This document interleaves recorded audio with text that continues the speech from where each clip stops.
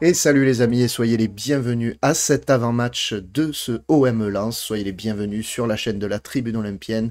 Comment ça va Romain en ce week-end d'OM Lens? Est-ce que tu es en forme? Est-ce que tu es prêt pour cette rencontre? Super, bah écoute, ravi de faire cet avant-match avec toi, ça faisait un petit moment. Ouais, Donc écoute, on va analyser tout ça. On va ouais. analyser tout ça, ce fameux OM Lens. On a un beau programme pour cette 25e journée de Ligue 1, hein. Comme d'habitude, on va revenir sur les conférences de presse des deux entraîneurs, on va donner les groupes, et il y a pas mal de choses à dire sur les groupes. On va parler un petit peu de notre adversaire, bien qu'on l'ait déjà fait sur la tribune OM, mais on va continuer un petit peu sur cette vidéo, donner quelques clés du match, le 11 et les pronos, comme d'habitude. Voilà, rien ne change pour l'avant-match. Allez, c'est parti, du coup. On va démarrer avec les conférences de presse. Alors, la première chose que l'on peut dire, c'est que on va commencer par Roberto De Zerbi. Roberto De Zerbi qui a mis un petit coup de pression quand même sur Greenwood notamment. On peut le citer quand il a dit que voilà, personne ne peut avoir plus d'estime pour lui que moi, mais cela ne change rien.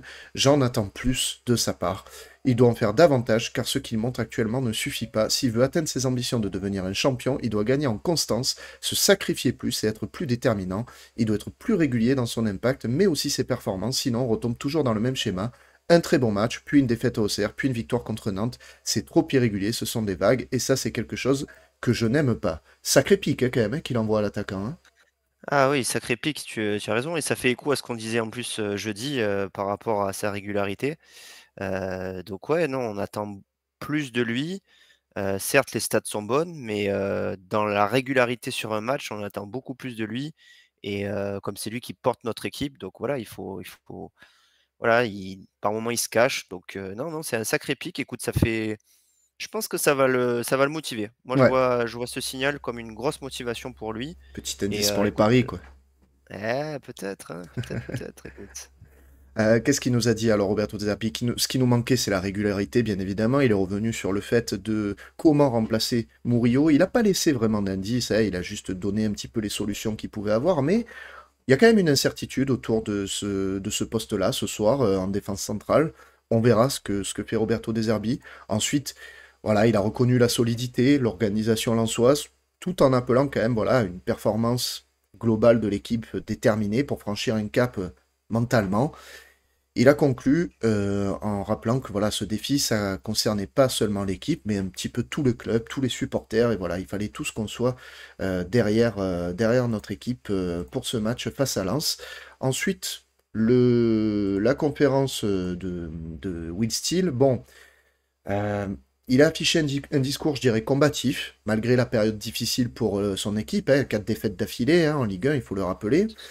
Il a souligné les qualités de l'OM, notamment notre solidité, efficacité à domicile, tout en insistant quand même sur la nécessité pour Lens de mettre beaucoup d'intensité, de rigueur tactique pour espérer un résultat. Voilà, malgré un effectif, on va le voir, qui est assez décimé par les blessures et suspensions, il a affirmé que son équipe allait se battre, jouer avec ambition. Et ensuite, c'était Sotoka qui était en conférence de presse, l'attaquant lensois, donc qui lui aussi a confirmé un petit peu les ambitions lensoises en disant que tout était possible, même dans leur position d'outsider, et que c'est un véritable défi pour eux. Voilà, on n'apprend rien de bien particulier hein, sur cette conférence lensoise, si ce n'est qu'ils vont quand même, je pense, tenter pas mal de choses. Hein, voilà, moi, je m'attends à une équipe qui va jouer essentiellement les contres. Hein, on va en reparler, mais voilà. Je sais pas comment tu le vois, quelle est ton impression? Moi aussi, hein, ça reste quand même une équipe qui joue, hein, malgré tout. C'est un entraîneur aussi qui aime jouer, qui aime faire jouer ses équipes. Donc non, je ne m'attends pas à voir le bus lensois au stade Vélodrome, mais voilà, je pense que ouais, ils vont être quand même fidèles à leurs valeurs d'agressivité, de pressing. Donc non, ça va pas être si simple que ça. Alors, on va basculer sur les groupes maintenant. Alors, les groupes, on va commencer par les Lensois parce que il y a du monde côté Lensois qui est suspendu ou blessé. Tu as la liste ou c'est moi qui l'a fait, excuse-moi. Non, j'ai une petite liste Allez, là vas-y. sous les yeux. Donc, écoute, niveau, ils ont énormément de suspendus. Ils ont leur attaquant Mbala qui est suspendu, Thomasson, Fulgini et leur défenseur Medina. Donc ça fait quand même un sacré nombre de suspendus. Et après, ils ont quelques blessés, notamment Rémi Labo, Satriano aussi, Chavez et leur gardien Kofi. Donc ils sont assez décimés, comme tu venais de le dire tout à l'heure. Donc ça, c'est quand même assez positif pour nous. Ouais. Même si Donc, nous euh, aussi, donc on a voilà. des absents quand même, hein.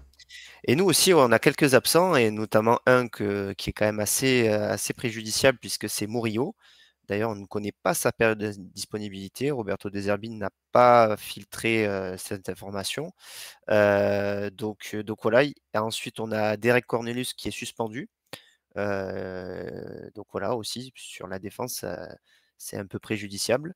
Et enfin, on a donc Faris Boumbagna et Robinho Vaz qui sont toujours blessés. D'ailleurs, Roberto De Zerbi a eu un petit mot sur Faris Boumbagna qu'il espérait voir d'ici la fin de la saison. Ça serait bien. Ça serait voilà, une belle chose pour lui. Et on a aussi Aminarit qui replongeait dans la blessure, hein, on peut le dire aussi. C'est vrai que c'était. Alors, c'était pas spécialement un retour que l'on attendait à tout prix, mais c'est embêtant quand même, hein. C'est embêtant parce qu'il était quand même dans le groupe face à Nantes, hein, il s'est même échauffé. Mais voilà, écoute, c'est dommage pour lui parce qu'il y a quand même de la concurrence et là, ouais, il perd une petite marge face à la concurrence. Donc il Ouais. va falloir, ça va être compliqué pour lui cette fin de saison. Alors, comment tu vois notre adversaire? On va basculer sur vraiment la rencontre en elle-même. On disait, tu ne les imagines pas mettre le bus sur ce match-là. Non, je pense pas parce que si tu veux, malgré qu'ils aient perdu 4-3 face au Havre, Mhm. ils ont quand même joué, hein. Ils ont apporté de l'intensité, ils ont tenté. Après, ils ont beaucoup d'erreurs et de largesses défensives. Sur ce match, ils ont pu prendre tous les buts qu'on peut imaginer, à la fois une frappe de loin, un penalty, un but sur un côté, un cafouillage dans la surface. Donc voilà, ils prennent énormément de buts sur ces derniers matchs, hein. Ils ont pris 11 buts sur les 4 derniers. C'est énorme. Donc voilà, ils comme on l'a dit, 4 défaites consécutives. Hem, Ils ont, on va dire, quand même, ils sont 4e à l'extérieur en termes de points pris. Mais voilà, comme on l'a dit sur la tribune, jeudi, ils ont gagné face à des petites équipes, comme Montpellier, Saint-Étienne, Le Havre, Reims ou Angers. Donc voilà, ils sont allés grappiller quelques points chez les gros, mais c'était en début de saison. Donc voilà, comme on l'a dit aussi, ils font face à un mercato qui a été compliqué pour eux. Ils ont perdu 4 de leurs titulaires, Danso, Samba, Kuzanov et Frankowski. Donc ça fait beaucoup pour eux en ce moment. Mais voilà, attention, voilà, après ils ont une série aussi qui va arriver. Ils vont enchaîner contre Rennes et Lille. Ouais. Donc voilà, il ne faudrait pas qu'ils se réveillent contre nous, j'espère pas. Mais on en parlera un peu plus tard, on a des forces pour battre ces Lensois. On peut en parler tout de suite, hein, les clés du match, hein, d'ailleurs, hein. Qu'est-ce que tu verrais, toi, comme clé de cette rencontre pour l'Olympique de Marseille? Bah, écoute, moi je m'attends déjà à un match où on va être pressé. Donc pour moi, une des clés du match, c'est d'avoir cette capacité à se sortir du pressing lensois, notamment par notre qualité technique, Ouais. qui nous a fait un peu défaut face à Nantes, je trouve, en première mi-temps. Mais on est largement capable de combler ce manque-là, parce qu'on a des joueurs qui sont techniques, comme Rabiot, comme Greenwood. Donc il va falloir être efficace dans notre circulation du ballon. Et surtout, ouais, moi je m'attends aussi à aller un petit peu plus les piquer, si tu veux, parce qu'on a quand même, sur ces derniers matchs, on a tendance à un peu ronronner, à, oui, à essayer voilà, d'user l'adversaire, mais je pense qu'il va falloir l'user d'entrée, en fait, Ouais. pour pas les laisser espérer, parce que c'est une équipe qui est blessée mentalement et qui a besoin de réagir. Donc il faut pas, voilà, il faut pas les laisser espérer. Je pense que plus on les attaquera dès le début de la rencontre, plus on se rendra le match facile. Ouais, il y a un vrai travail de harcèlement à faire du côté de l'Olympique de Marseille. C'est vrai que moi, ce que j'ai envie de souligner, Alors, tu as raison de souligner les qualités techniques, parce que c'est vrai qu'elle nous a fait défaut lors du dernier match et même récemment. Moi, c'est l'intensité vraiment qu'on met notamment dans la première mi-temps. Ce que j'ai envie vraiment de voir, c'est un OM qui rentre dedans notre adversaire dès le début du match, qui va pas s'installer dans une forme de confort dans sa possession de balle, mais qui tout de suite va harceler, va attaquer et met cette fameuse intensité parce que euh, si on voit une équipe qui est un petit peu en dilettante, on va forcément se retrouver dans le même scénario que d'habitude, avec une première mi-temps où il se passe pas grand-chose, on domine, mais il se passe pas réellement de grosses occasions pour l'Olympique de Marseille. tu te retrouves avec match nul à la mi-temps, mais encore tout est possible en fait pour les Lensois. Il leur suffit d'un contre pour te faire très mal et te faire douter. Et j'ai pas envie de me retrouver dans cette situation. Je pense que Roberto De Zerbi, c'est ce qu'il a voulu souligner aussi dans sa conférence de presse. Il dit qu'on alterne un petit peu les bons et les mauvais matchs et qu'on est assez irrégulier. Mais même au sein d'un match, on est irrégulier finalement, parce qu'on a des grosses périodes où on va ultra dominer, on va être très très fort pour aller harceler l'adversaire et s'installer dans les 30 derniers mètres. Par contre, on a des périodes où, comme on dit, ça ronronne, comme tu l'as souligné. Voilà, et en général, c'est la première période. Donc voilà, j'ai vraiment envie de voir l'OM effectuer un gros travail de pressing, un gros travail sur l'intensité, et mettre ce qu'il faut dès le début de rencontre pour pouvoir aller bousculer ces Lensois. J'ai du mal à les imaginer le faire, sincèrement, parce que depuis le début de l'année 2025, on est quand même sur un scénario qui se répète à chaque fois. Donc j'ai du mal à imaginer notre équipe le faire. Après, voilà, pourquoi pas. Mais je pense que une des clés du match, ça sera là aussi. Est-ce que tu avais d'autres éléments que tu voulais aborder? Non, écoute, si, je pense qu'aussi, il va falloir être très très bon sur les seconds ballons, parce que sur les derniers matchs, ils ont été énormément en difficulté. Donc je pense que ça va être aussi une clé de bien gérer les seconds ballons pour être vraiment efficace dans la surface lensoise. Eh ben, écoute, on va surveiller ça de près pendant cette rencontre. Le 11 de la tribune. Alors, tu nous as concocté un petit 11, Romain. Je vais l'afficher tout de suite à l'écran. Hop, tac, le 11, il apparaît ici. Voilà. Alors, avec quelques surprises que tu nous réserves du coup. Vas-y, je te laisse le commenter. Tout à fait. Bah, écoute, ça se résume à 2 surprises. C'est l'intégration du coup dans le 11 de départ de Ramos, Ouais. sur l'axe droit, parce que j'ai tout simplement envie de le voir, titulaire et d'enchaîner pourquoi pas, voilà, 60-70 minutes. Ouais. Il a joué, 15-20 minutes sur le match face à Nantes.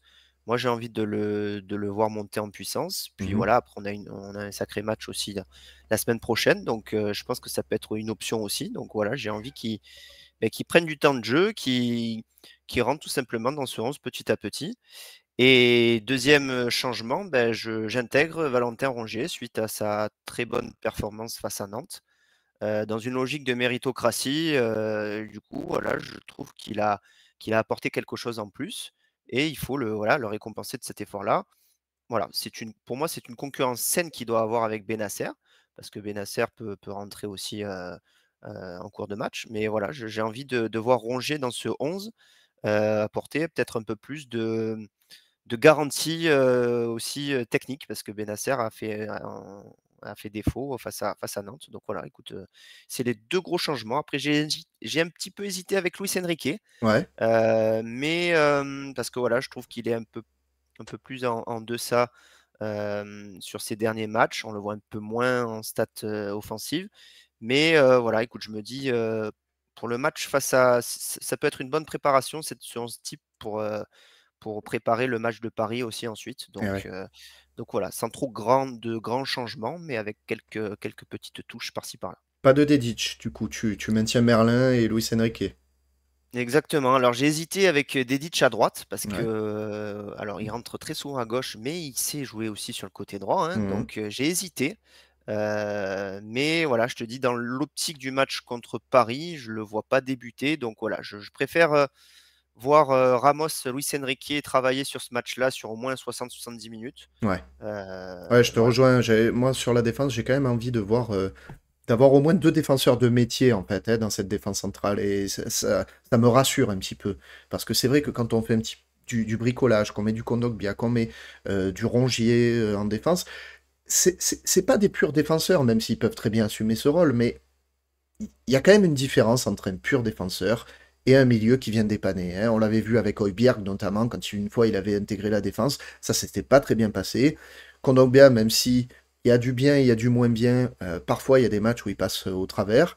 Rongier, bon, on l'a vu quelques fois en défense, mais de là à assumer ce fameux rôle de défenseur axe droit qui puisse monter, c'est quelque chose de différent encore qu'on lui demanderait. Donc voilà, je te rejoins pas mal sur ce 11 et je pense que ça pourrait ressembler à ce que Roberto De Zerbi va nous proposer ce soir. On va terminer, je te propose, avec, comme d'habitude, les pronostics. Voilà. On va voir quelle cote on peut trouver intéressante et quelle cote on peut faire passer.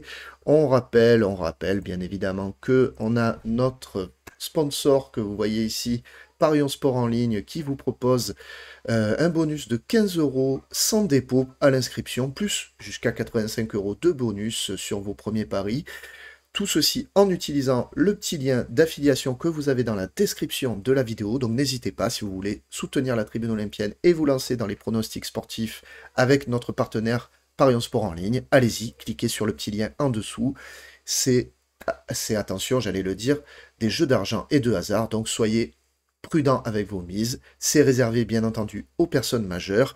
Et voilà, n'envoyez pas le livret A de Mémé sur un triplé de Luis Felipe. Voilà, on va éviter.